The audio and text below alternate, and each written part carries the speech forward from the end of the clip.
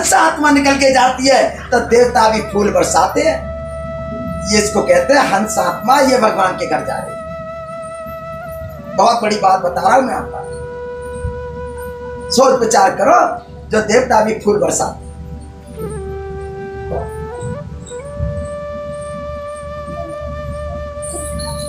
इसलिए मैं आप सभी माता बहन भाइयों से कहूंगा, जिनके हृदय में नाम का बीज पड़ चुका है और जिनको अगर परमात्मा से, प्रभु की धन की, परमात्मा के घर की अगर हमें फिक्र है जाने की, परमात्मा से मिलने की, सजनों वो वंचित ना रह जाए। कुर्ता बीज बीज नहीं जमे, दिया मूल्य गमाए। कहते ना, अगर भक्त पे किसान ने अगर बीज नहीं बोया खेती में तो खेती बिल्कुल नहीं होगी। समय पे बीज, समय पे जुताई, समय पे सिंचाई, तभी जाके फसल का मुंह देखेगा वो किसान। और अगर भक्त पे खेती नहीं करी, वे भक्त पे खेती करी, तो माता बहनों कुछ नहीं उपजेगा, वो उसमें खाली का खाली रह जाएगा। ऐसे ही ये मनुष्य जीवन है, अगर इसमें समय पे हमने भगवान का नाम भजन गुणगान नहीं किया और हम खाते रहे, पीते रहे, ऐश करते रहे, मौज मस्ती मारते रहे, तो आखिरी में बुढ़ापे में रोना ही पड़ेगा। जिधर को लेखा जोखा मांगा जाएगा, वह क्या मुंह लेकर के जाएगा और क्या उत्तर देगा। धर्मराज तुझसे लेखा मांगेगा, क्या मुंह लेकर के जाएगा, क्या उत्तर देगा। ये कहेगा मैं बाल बच्चे पालता रहा, घर बनाते रहा, उनको खाता खिलाता रहा, पिलाते रहा, ऐसा आराम करता रहा, भगवान का नाम ही नहीं। क्या देते, पटक दो इसको कीड़े मकोड़ों में, बना दो इसको छुपकली, बना दो इसको कीड़ा मकोड़े। माता बहनों, कीड़ा मकोड़ा, कई जन्म पे तुम कीट पतंगा, कई जन्म पे तुम मृग कुरंगा, कई जन्म पे तुम सर्प केंचुआ। इतना जीवन तो काट करके मनुष्य की योनि में आए और फिर उसी में चले जाओ, तो तुम्हारी क्या बहादुरी रही, कुछ नहीं।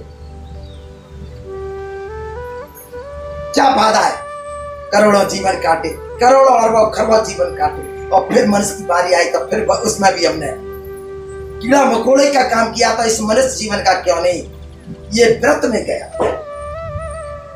जैसा कोरा कागज आया वैसा ही कोरे कागज गया, कुछ नहीं। तो सज्जनों, भगवान का नाम, प्रभु का भजन, प्रभु का गुणगान, प्रभु का सत्संग, संत महापुरुष कहते हैं सैकड़ों काम छोड़ दो, भगवान का भजन करो। हजारों काम छोड़ दो, भगवान का सत्संग करो।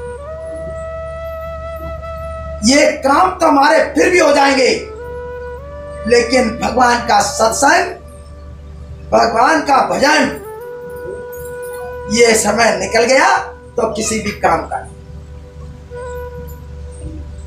फिर हमारा कोई। तो मेरा कहने का भाव आज ये है कि नाम की महिमा मैं क्या कहूं। राम रहा, वो नाम रहा ब्रह्म समाई, वो नाम परमात्मा में समाया हुआ है, परमात्मा के अंदर वो नाम है। सज्जनों, उस नाम को अगर आप उसका स्मरण करना, सुमरण करना, भजन करना, जो अगर आपने आदि वर्गा, अगर तुमने उसको जान लिया, उसका नाम का स्मरण कर लिया, सुमरण कर लिया, सज्जनों तुम तीनों लोकों से निकल करके भगवान के दयाल देश में, प्रभु के घर धाम में परमात्मा से मिलने के लायक हो जाओगे। भगवान के घर तुम पहुंचोगे, और भगवान का घर ऐसा अमर घर है, ऐसा परमात्मा का घर है। माता बहनों, मैं क्या कहूँगा, इसे दुनिया इतनी फीकी, इतनी खराब, इतनी गलत, इतनी क्या कहूँ, मैं कह नहीं सकता। एक अगर भरे गड्ढे में कीचड़ में से बदबू आती है, उससे भी ज्यादा बदबू आती है इस देश में। अगर तुमको अभी इसका पता नहीं है कि ये कितना अच्छा है, हम कहते हैं इतना अच्छा है, कोई अच्छा नहीं, ये बहुत बदबूदार है। भगवान का घर देखो, स्वामी जी के साथ में एक शिष्या चलती थी इनकी। एक बार वो आगरा आए तो स्वामी जी ने पूछा, बेटी ये ताजमहल देखा है? हाँ मैंने देखा है महाराज जी, मैंने देखा है। उन्होंने कहा ताजमहल कितना सुंदर है? महाराज जी बहुत सुंदर है, बहुत अच्छा, इसको दुनिया के देश के विदेश के आदमी आते हैं। कहने लगे क्या तूने इस ताजमहल को इतना सुंदर देखा है और दुनिया के देश के विदेश के आदमी आते हैं देखने के लिए, क्या तूने अंदर भी देखा है ताजमहल? अंदर कैसा है? सोई कहने लगी वो बेटी, अरे कि महाराज उससे अगर ताजमहल से तो ये तो उसके क्या कहेगा पाए का धोबन भी नहीं, अंदर के ताजमहल से तो ये बाहर का ताजमहल ये इसके किसी भी पाए का धोबन नहीं है। तो समझिए कि अंदर कितना बड़ा ताजमहल है, अंदर कितना बड़ा भगवान का अच्छा घर है, कितना बड़ा सुंदर है। सज्जनों विचार करो, सोचो समझो,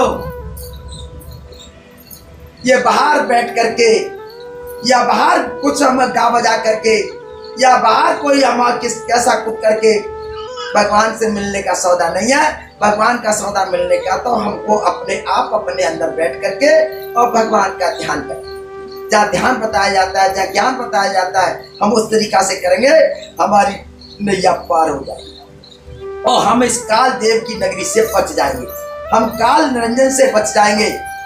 सज्जनों हम परमात्मा के धाम चले जाएंगे, हमारा जिंदगी अजर अमर हो जाएगी। जो मीरा जी कहती है कि अब मैं बहिरे सदा सागिन, अब मेरा साग कभी नहीं टूटेगा, ना बिगड़ेगा, ना उजड़ेगा, मैं सदा सागिन हो गई। कैसे हो गई? पर पाया मैंने अविनाशी, मैंने अविनाशी पर मैंने भगवान को पा लिया, मैंने भगवान को जान लिया। अब मेरा कभी जन्म मरण नहीं होगा और न कभी मेरा कोई साग उजड़ेगा। सज्जनों हमें वही साग प्राप्त करना है, वही अमर पद प्राप्त करना है, वही अमर लोक को चलना है। चलो धाम अपने पराय धाम क्या रहना, और बनाओ काम अपना पराय काम क्या पसना। ये तो भैया पराया धाम है, इसमें कितना भी कर जाओ, कितना भी कर लो, आकर में तुम्हारे अंदर तुम्हारे साथ इस पार के बराबर भी नहीं जाएगा, सर के पार के बराबर भी नहीं जाएगा। तो जो हमारे साथ नहीं जाए, हमारा साथ नहीं दे, सज्जनों हम उनके लिए पूरी जिंदगी कैसे मिट जाए, कैसे मिटा दें। साथ तो हमारे जो देगा, साथ हमारा जो दे रहा है और देगा, माता बहनों उसको छोड़ करके आज हम जो साथ नहीं देते हैं हम उनको निभा रहे हैं, और साथ देगा उसको नहीं निभा रहे। तो साथ हमारा क्या तो गुरु देता है और साथ क्या हमारा परमात्मा का नाम देता है। बस ये दो ही चीज हमारे साथ जाती है। चाहे वो किसी भी धाम जाओ, चाहे अमर लोक जाओ, चाहे सतलोक जाओ, चाहे सचखंड जाओ, और चाहे तुम कहीं जाके धर्मराज के लोक में जाओ, धर्मराज भी तुम्हें सजा नहीं दे सकता। माता बहनों तुम्हें नहीं पता इसका यश और जस, धर्मराज भी सजा नहीं देगा। अगर धर्मराज के अंदर भी अगर चले गए तो धर्मराज भी तुमको वापस कर देगा। नहीं, ये भगवान की आत्मा, इसको वापस करो और इसको तो गुरु ही ले जाएगा। सज्जनों ये गुरु के अधीन है। धर्मराज ने कहते ना, संत ने मुझे पूंजी सौंपी, संत ने मुझे पूंजी सौंपी, निकल गया मन का धोखा। अब ये धर्मराज क्या करेगा, फट गया मेरा लेखा। जब लेखा फट गया धर्मराज के नाते तो कोई लेने जब का नहीं आएगा। जैसे हो जाती है ना काल, अकाल मृत्यु नहीं होंगी, ये गारंटी है और गारंटी रहेगी। माता बहनों तुम्हारी अकाल मृत्यु नहीं हो सकती है, वेद गारंटी। लेकिन तो अपने वचनों पे, अपने कदमों पे कामयाबी रहो, तुम्हारा कोई कुछ नहीं बिगाड़ सकता, कोई कुछ नहीं कर सकता। से संतों की पूंजी है, ये किसी धर्मराज की पूंजी नहीं, ये काल की पूंजी नहीं, ये परमात्मा की पूंजी है, ये राम नाम का धन है। माता बहनों इसको कोई नहीं ले सकता, इसको कोई नहीं तुमसे छीन सकता। ये तो यादी सच, जुगादी सच, है भी सच, नानक होगी भी सच। ये तो तुम्हारी अब भी सत्य है, पहले भी सत्य थी, और जाओगे तभी सत्य है, आओगे तब भी सत्य है। ये तो सत्य है, इसको कोई नहीं मिट सकता। तो आज मेरा कहने का भाव ये है, भगवान के राम नाम की महिमा अपार है। संसार में जो भी कुछ अगर हमारे आप सबके जीवन के लिए, वो राम नाम का धन है, बाकी सब निर्धन है। कबीरा सब धन निर्धना। संत कबीर साहब कहते हैं ये सारी दुनिया निर्धन है, कोई धनवान नहीं कोठी में बैठा, महल में बैठा, चाहे त्योहार में बैठा, चाहे 7 मंजिल में नहीं, वो 20 मंजिल की कोठी में बैठा, निर्धन है, निर्धन। जब उसके साथ जाएगा नहीं तो काय का धन है। विचार करो, जब जाएगा ही नहीं तो काय का धन है। कबीरा शब्द ने निर्धना धर्मंता ना कोई, और धर्मंता ता जानो ताकि राम नाम धन होय। किसी का नहीं, कुछ नहीं, राम नाम का। तो माता बहनों, ये भगवान के राम नाम की पूंजी आपके पास है। और इसका भक्त माता बहनों आगे गुरु पूर्णिमा पे आ रहा है। जो भी अगर भगवान के भक्त दयालु पुरुष, जो भी भाई बहन आज के ऐसे हैं जो श्रद्धालु उस नाम को जानने को, उसे पाने को, अगर उससे प्रेम भाव है, माता बहनों, ये गुरु पूर्णिमा के दिन ये प्रोग्राम होगा। और ठीक उससे दूसरे दिन भगवान की इसी नाम की धन की पूंजी दी जाएगी।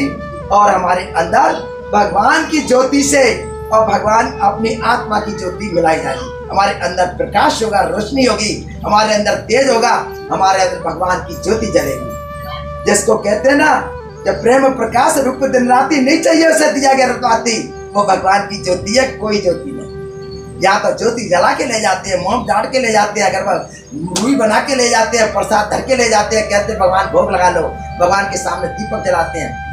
माता बहनों, हमारे अंदर खुद दीपक जल रहा है। राम भक्ति चिंता मर सुंदर, बसे करोड़ जाके और अंदर, प्रेम प्रकाश रूप दिन राती नहीं चाहिए उसे दिया गया, बाकी कुछ नहीं चाहिए, सिर्फ आपका प्रेम, आपका भाव, आपका विचार चाहिए, बेड़ा पार हो। कुछ नहीं, भगवान भाव का भूखा है, भाव ही मेरा सार है, और भाव से जो कोई बजेगा उसका बेड़ा पार।